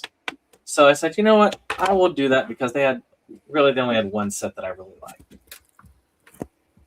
and it wasn't this one. But I'll get to this one in a minute. But it was this box. So that's an expensive one. The others were not so expensive. So then I got these, which are really cool dice right here. Mm-hmm. Look how shiny those are. That's cool metal dice. I ended up getting these as my freebie set. They're kind of scale dice, but they're kind of really cool colors. All pure metal, by the way. Mm-hmm. And then I went to this other gaming booth, and I got this. They had another one where they did a handmade dice jail that I saw when I was back there getting the cryptid photo thing. Mm-hmm. I said I was going to come back and get somebody bought their dice jail. Hmm. And if I have a photo of their stuff, I will put it up. Otherwise, I'm really sorry. But I got this because I'm in this game with a friend of ours, and I don't like dragging my giant dice roller upstairs for it. So I can do this, and I can actually... By the way, this is also from that Mystic Mountain one, which is a pretty cool set. But it has slots for 2 dice. This is the dice roller that folds up. Mm-hmm. And then it has this little thing here, which you can do this. The girl who was saying, I says she puts her beef jerky in there. And I'm like, ew, that would make it smell. But to each their own. And this is like a dice holder. I wanted to show this off because this was the set that really got me to buy, which these are actually onyx. which is really cool because onyx is a very light material. Right. And I don't know if it does it justice, but they really have intricate work on these dice. So it was really cool. I spent a lot on dice, and I shouldn't have, but it was there. But that's not all the dice work I spent. Still one more. So I went to this one thing, and they had these pretty cool bags. These were like random dice bags. But they had high value dice in them. Right. But they sold them for a pretty low price. So I got these out of that. And basically what they said is you'll pick two. And then you can pick which set you like out of the two. And this is a leather dice bag, which is cool. With a little glass eye in the center, which is a neat dice bag thing. But then this is what made me buy from them, was this. I've seen these online going for a lot of money, but they actually had a good deal on this. This is a dice cube. Mm-hmm. Now what you do is each one of them represents a different type of die. You spin it, and then it lands on whatever it is. Like that one hit a 2. And you can see, look at the different carvings that they have of things on these. Right. There's a dragon. There's I don't know what the hell that is. That was pretty cool right there. I really liked that. That's probably one of my favorite purchases from this, was that. Mm-hmm. I probably will use that one more often than not because it is a fun thing. It's easy. I can just pull it up. I don't need to worry about dice rollers or anything like that. I just go, and just it goes. Then lastly, I was looking for something else for Kim. So there was this black-owned business there where they were really nice sculpture work, and they had these crystal balls. They were fairly cheap, but I knew those were going to break if I put those with me. So his wife had made these, which are these little horror icons, like a Ant-Man, and it's a Sam. With each one, you get a T-shirt. So I got T-shirts out of the deal, and she got the other thing. So this is one of the T-shirts, which is pretty cool. Can everybody see it? Yeah.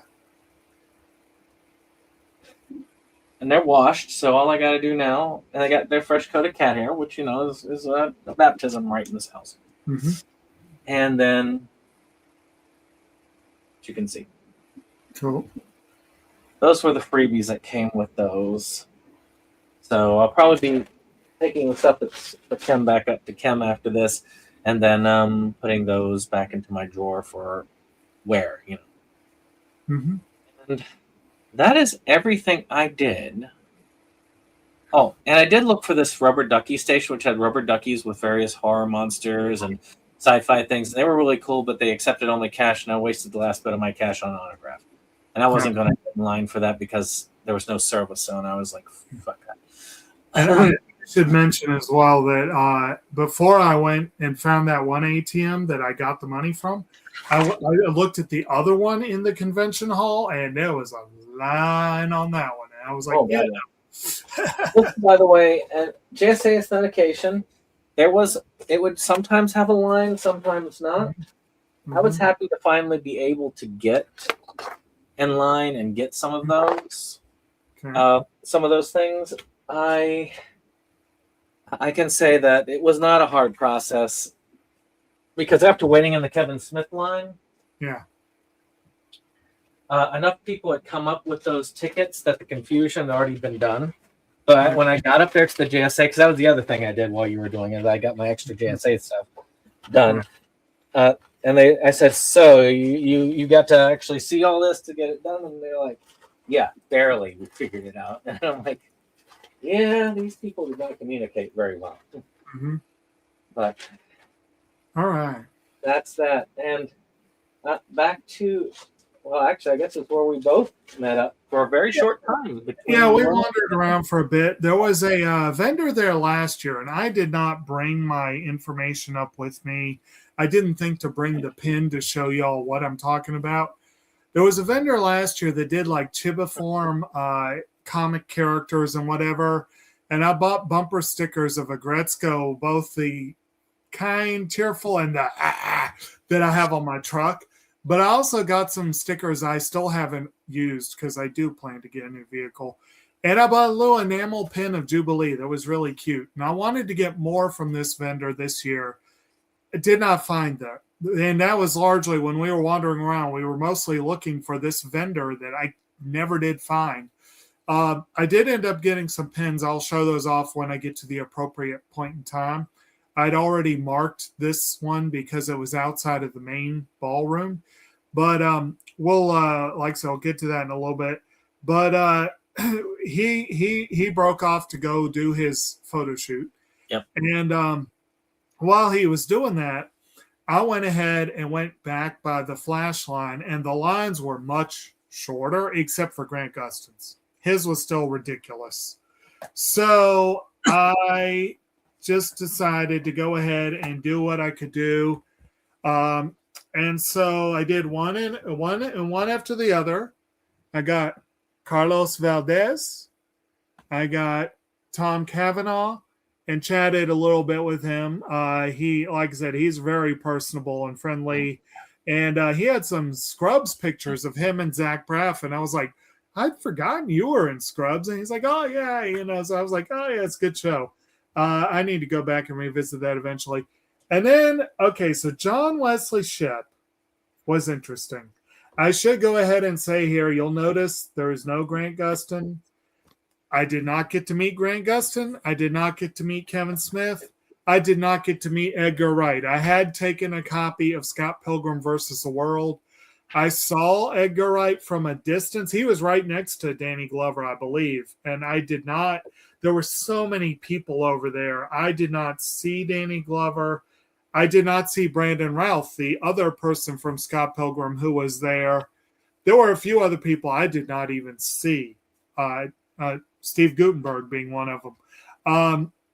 So that was a little disappointing. But so I got in line for John Wesley Shipp, and there was a little bit of line, and his handler was real friendly and really forward, pushy salesman, but in a good way.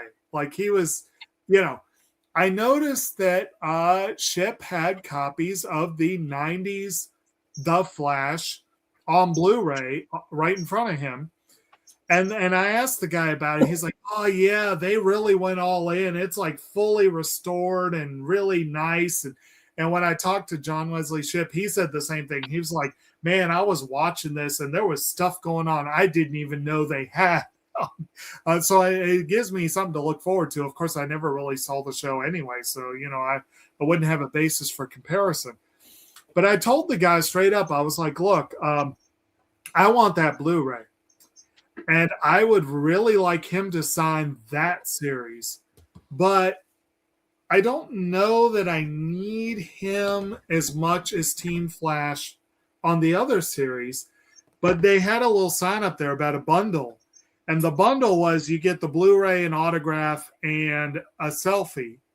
And I told the guy, I was like, you know, I don't know that I need a selfie, but I want an autograph and I want the Blu-ray. So I was like, what would it be for that? And he told me, and it was like $20 less. And I was like, eh. And then he's like, yeah, that would be all right. But I tell you what, and that's where he jumped in. That's where he tried to be a salesman. He's like, I tell you what, you get the Blu-ray and you get 2 autographs for the price of the bundle. And don't worry about the selfie. And I was like, okay. So he did sign this one. But I also got a brand new Blu-ray copy of the old show with John Wesley Shipp's signature on it. So that was pretty cool. That was that worked out pretty well. I didn't necessarily need 2 autographs, but it is kind of cool that I got him to sign both of the Flash series he's attached to. And this saves a lot of space compared to the DVD that I already had. And if they were right, if they were telling me the truth, and this really is a restored, like really they did their work to make it worth the Blu-ray, then I'm glad I upgraded. That's pretty cool, you know? So probably a little more expensive than I would have liked, but it's not as ridiculous as me buying the room so that Greg Sestero could sign it. you know, so, you know, but anyway, and then I went ahead, like I said, I got all three of them, and I think I just went back up and got some food, and then we met up again. And then I think you went ahead, straight ahead and got in line. But I did a couple things first. I picked in right before the Silent Bob Speaks. Yeah, They had right before the Silent Bob Speaks. They had the K-pop Demon Hunters. I ended up walking in with like 2 questions left, and I walked in right as someone was asking about the Oscars debacle, which you heard about that, right? Mm-hmm. Okay, so they won original song, which is awesome. The chief singer-songwriter gave a very supposedly really moving speech, and they played off all the other winners before they got to speak. And people are pissed about that. And someone asked about it, and Mei Hong was pissed about it. She let it be known. Both of them, her and Alan Lee, both of them let it be known that they were pissed on behalf of the songwriters. They were like, they didn't mince words about it. So I got to walk in right in front of that. And then there was like a couple other quick little questions. And so I got to catch the tail end of that, and that was kind of cool. You'd have got to really work hard to have gotten a question on Kevin Smith's Q&A. Oh yeah, we'll get to that when we get to his Q&A. And did you talk about the photo shoot? I'll go ahead and let you back. You didn't. Okay, so you go ahead and do it. The photo shoot was very interesting.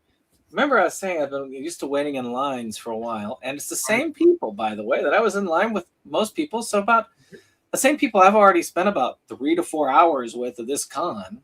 Mm-hmm. It's like we were just like, yeah, we fought this battle together for a long time, but we're almost done. Like, yeah.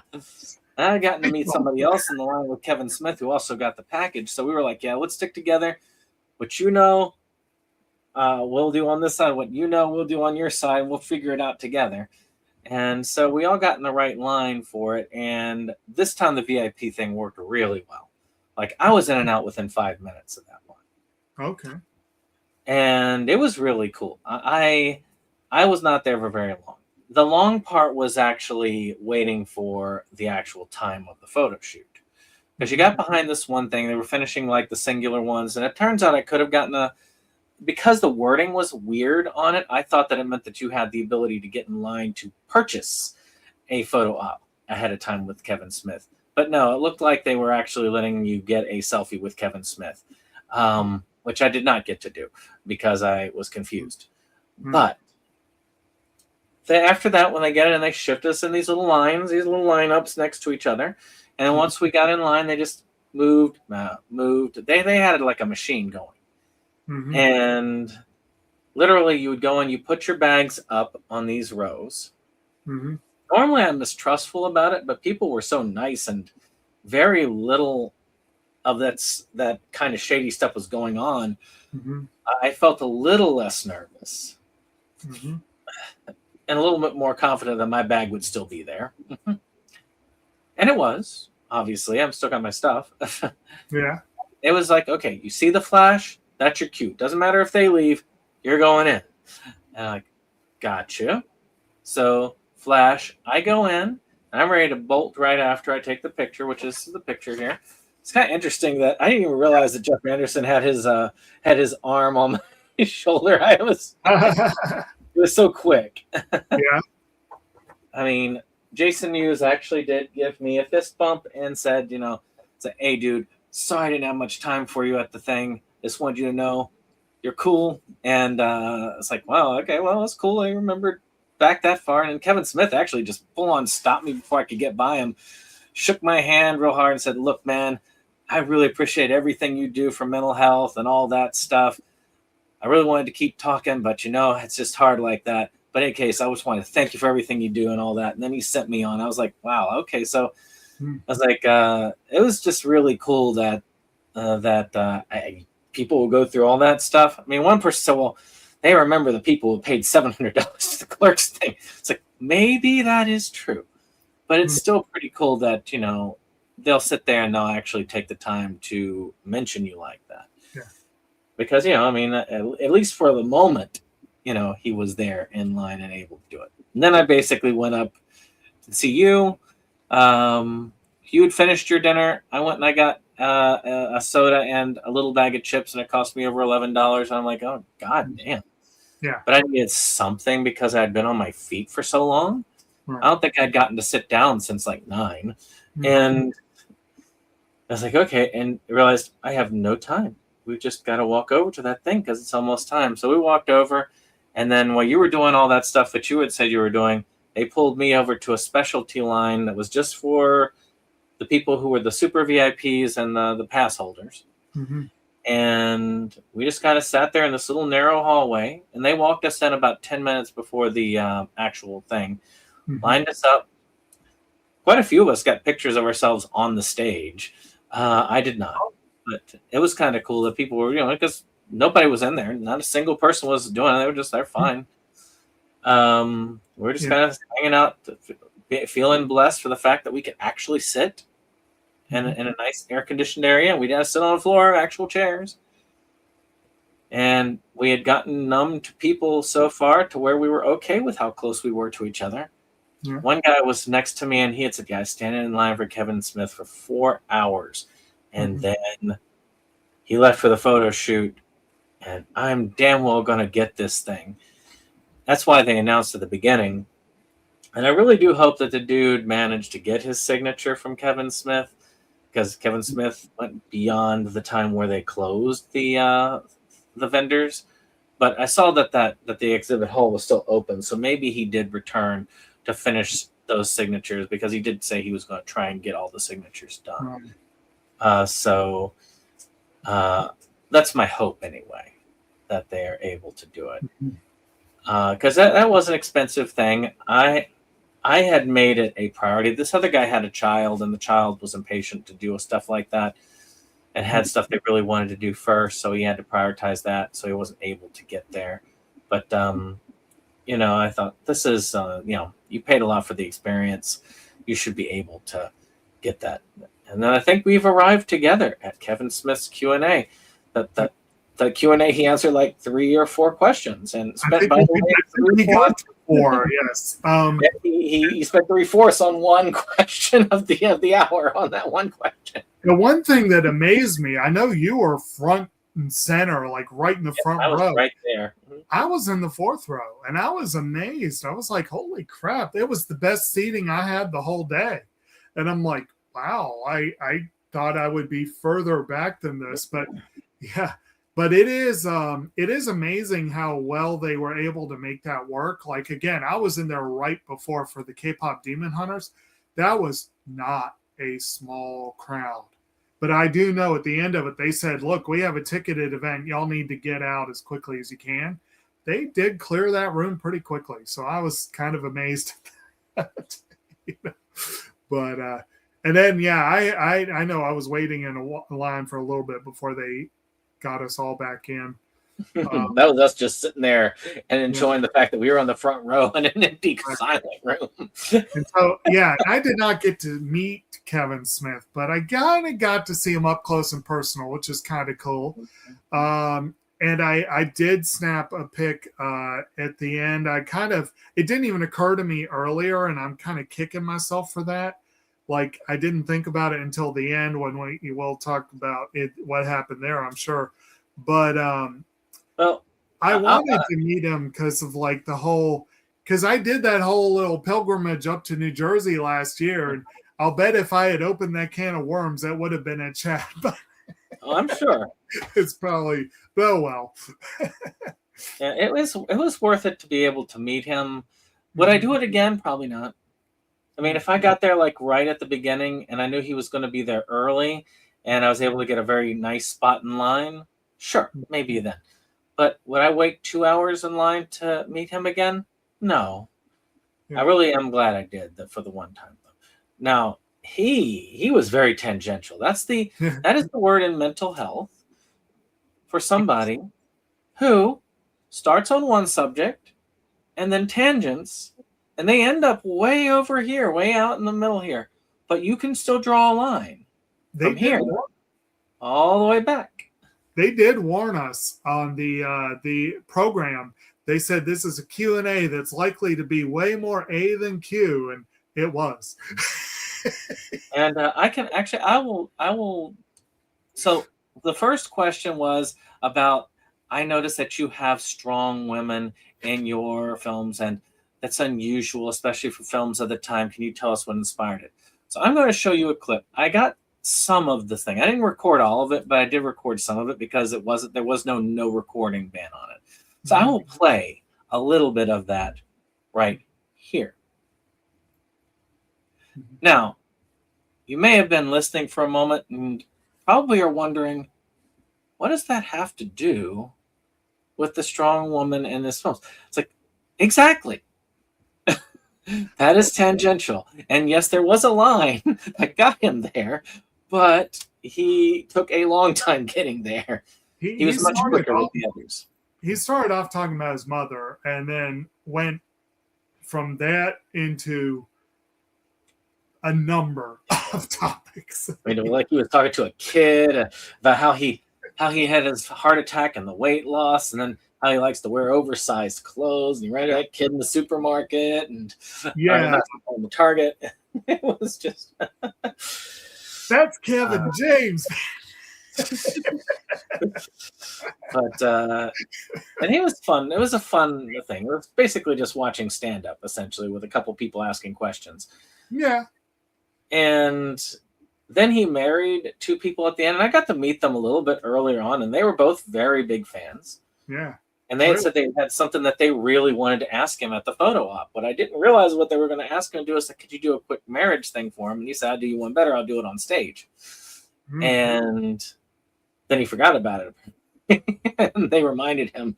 So he did that whole ceremony on there, which I got the whole ceremony on recording, which I'm showing some of it now.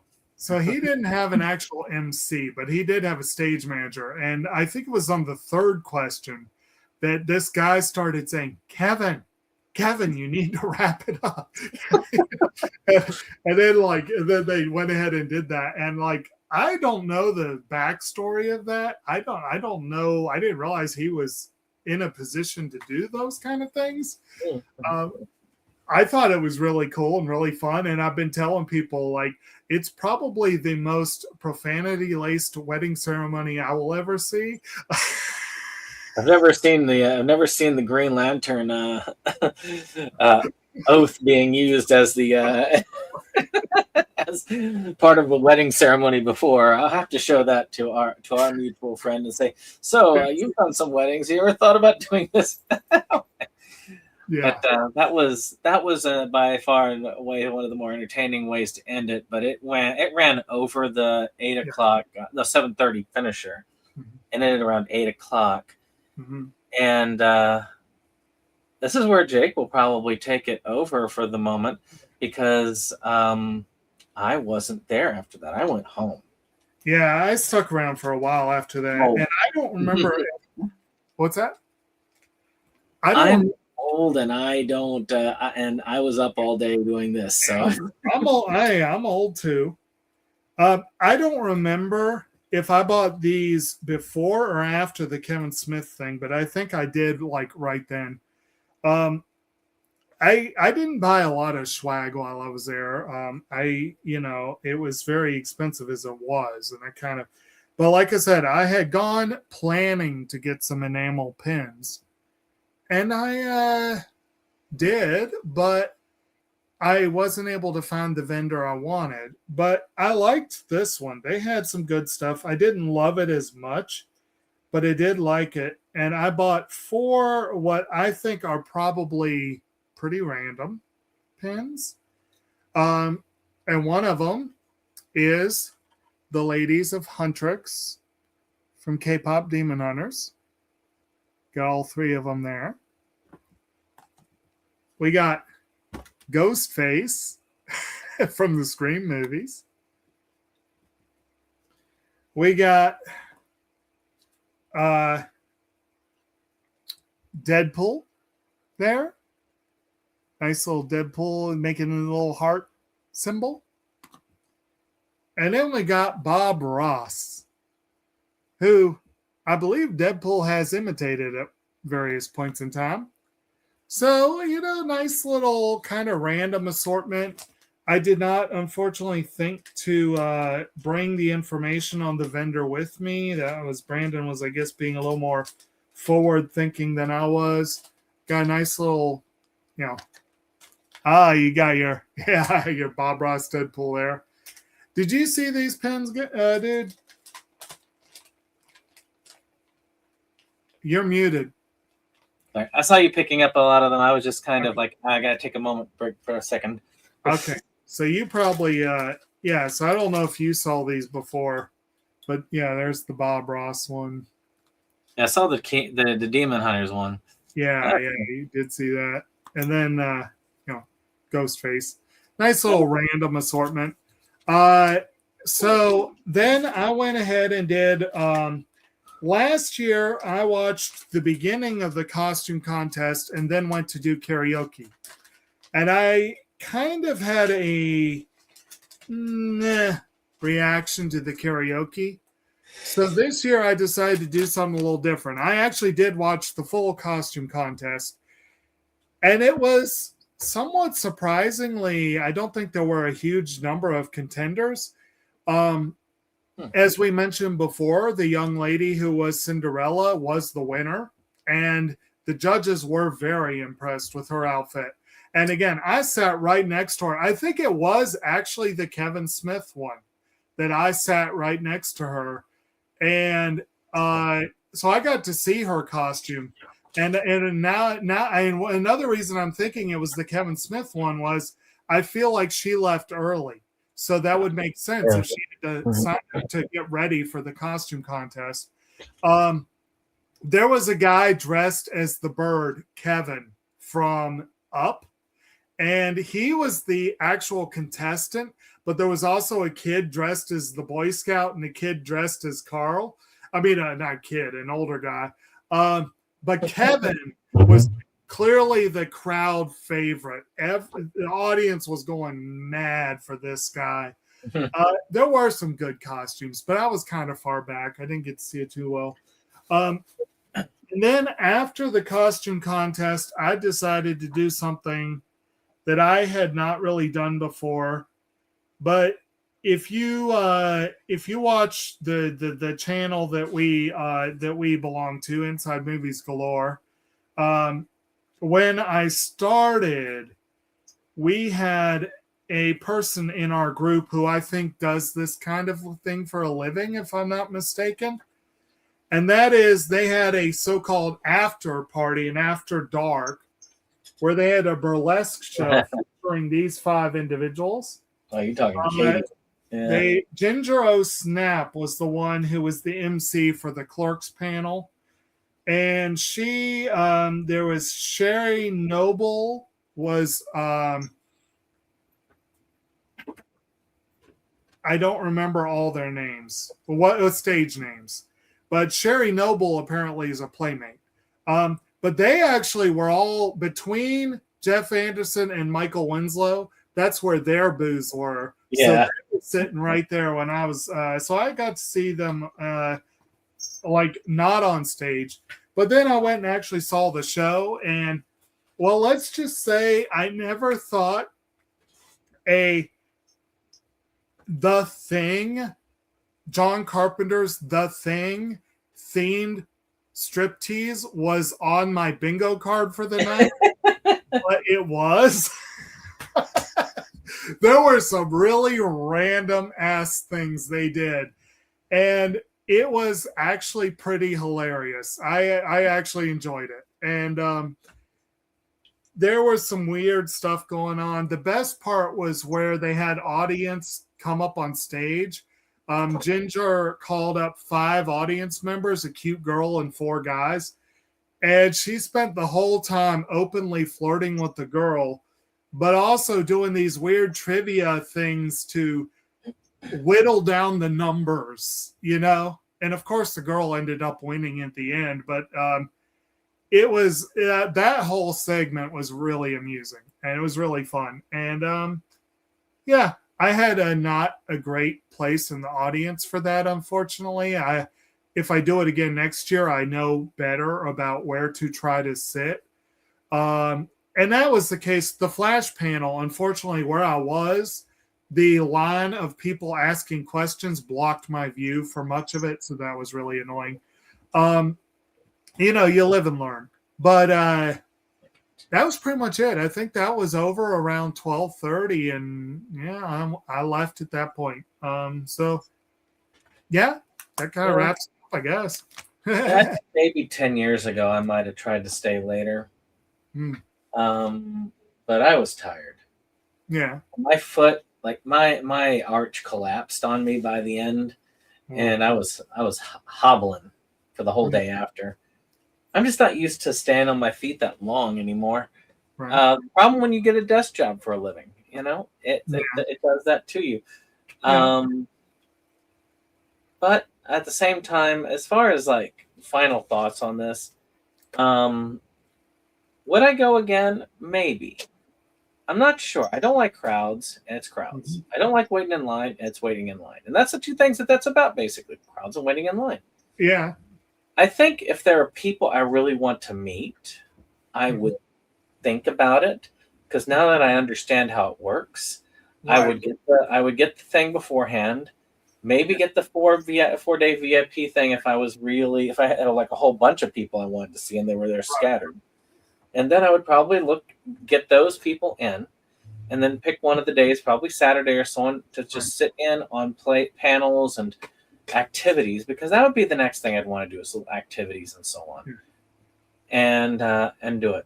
But as far as things that need to improve, they really, really need to improve two things.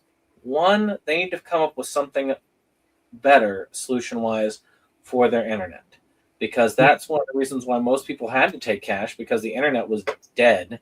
Yeah. And there were too many people there to really do anything. The second is communication, because nobody knew. The right hand did not know what the left hand was doing a lot of the time. And that clerk's package was a good example of people looking and going, huh? They couldn't tell you how to get it. They couldn't tell you what to do. And I get confused easy, and then I'm stressed out. And I was extremely stressed out by the time I got to finally start knowing what was going on. Right. So I'm glad that I was able to do it, but I think that if I was to do it at that time, I would have gotten the schedule like way ahead of time. I would have a plan. I would know to have an attack. Well, this is one thing, and I don't know if you were aware of this, if you were paying as much attention as I was, but as far as communication, the actual schedule of events wasn't codified online until about a month before the event. Not even that. It might have been 3 weeks.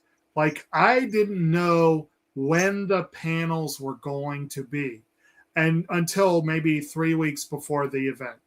And that's important for planning, especially if you want to know if you want to do one day or multiple days. Like last year, it was spur of the moment. Last year, I decided to go a week and a half before the event. And I decided to go partly because Carrie Oles and Chris Sarandon were going to be there. And I was like, oh, yeah, Princess Bride panel. The Princess Bride panel was on Sunday. I did not realize that. So my one-day pass would not have worked to get me to that panel because I wasn't aware of that. So that's partly on me. But yes, communication of the actual schedule up front could be improved. Oh, hell yeah. Yeah. And like I say, at least I would be able to figure out what celebrities I'd want to try and meet. Right.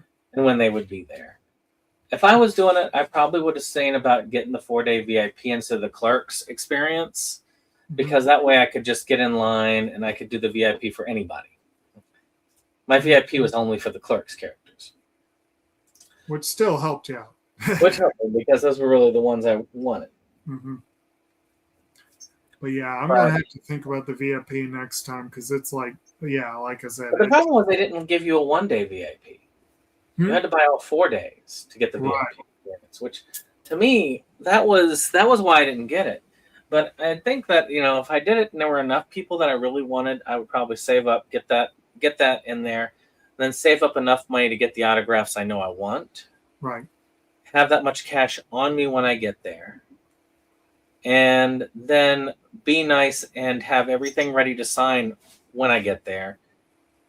And then have my plan there, go straight to it. Between that month or so when they start setting up panels, have a timetable already marked out. And like I said, a plan. The GalaxyCon site also had language on the site that indicated you should not bring cash. And that was extremely misleading. The people at the tattoo parlor gave me an entirely different take.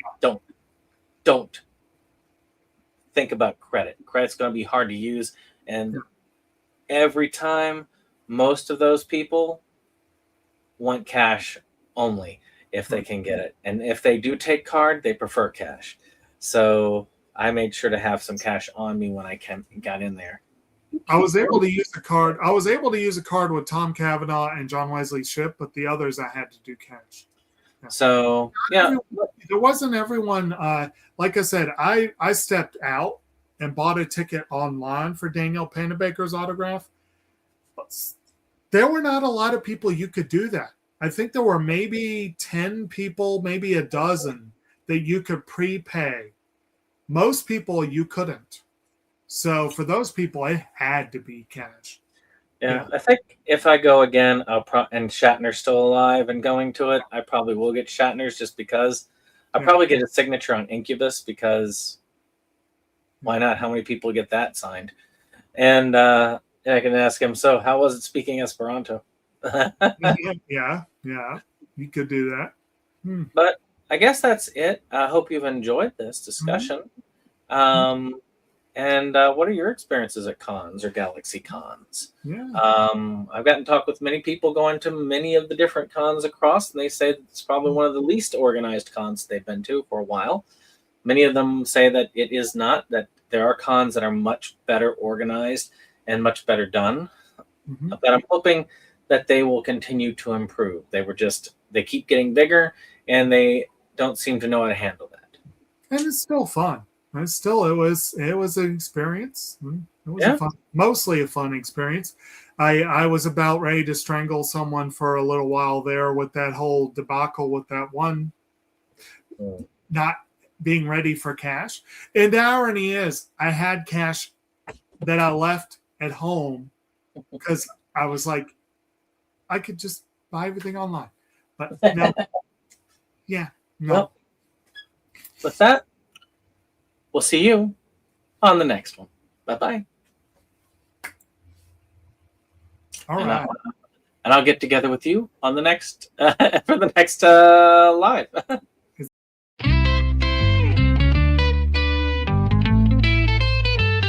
SeptumSin versus the world. It's that place for all the boys and girls. You'll feel real safe. You'll feel real warm. It's a cozy place to ride out the storm. SeptumSin.